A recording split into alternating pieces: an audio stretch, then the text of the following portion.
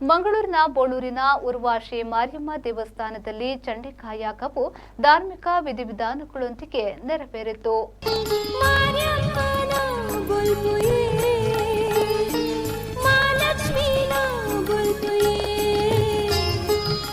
ವೇದಮೂರ್ತಿ ಶ್ರೀ ಸುಬ್ರಹ್ಮಣ್ಯ ಭಟ್ ತಂತ್ರಿಯವರ ನೇತೃತ್ವದಲ್ಲಿ ಚಂಡಿಕಾಯಾಗವು ಸಂಪನ್ನಗೊಂಡಿತ್ತು.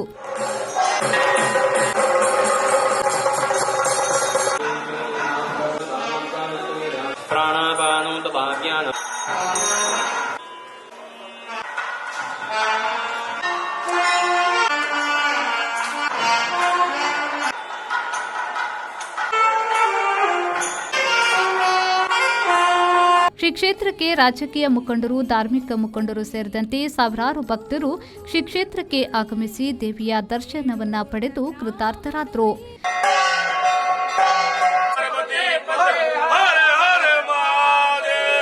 ಚಂಡಿಕಾ ಯಾಗದ ಬಳಿಕ ಮಾರಿಯಮ್ಮ ದೇವಿಗೆ ಮಹಾಪೂಜೆಯೊಂದಿಗೆ ಅನ್ನ ಸಂತರ್ಪಣೆ ನೆರವೇರಿತು.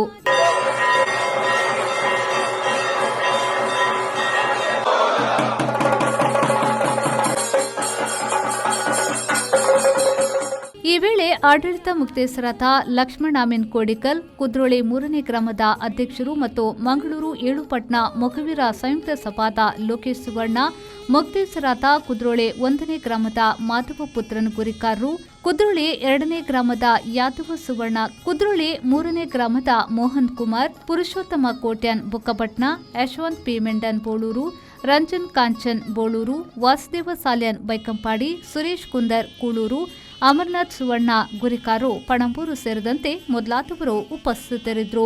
ಮಾರ್ಚ್ 9 ಮತ್ತು 10ರಂದು ಪ್ರತಿಷ್ಠಾ ವರ್ಧಂತಿ ಮಹೋತ್ಸವ ಸಹಿತ ವರ್ಷಾವಧಿ ಮಹಾಪೂಜೆ ನಡೆಯಲಿದೆ. ಶರತ್ ಸಾಲ್ಯನ್, ವಿ4 ನ್ಯೂಸ್, ಮಂಗಳೂರು.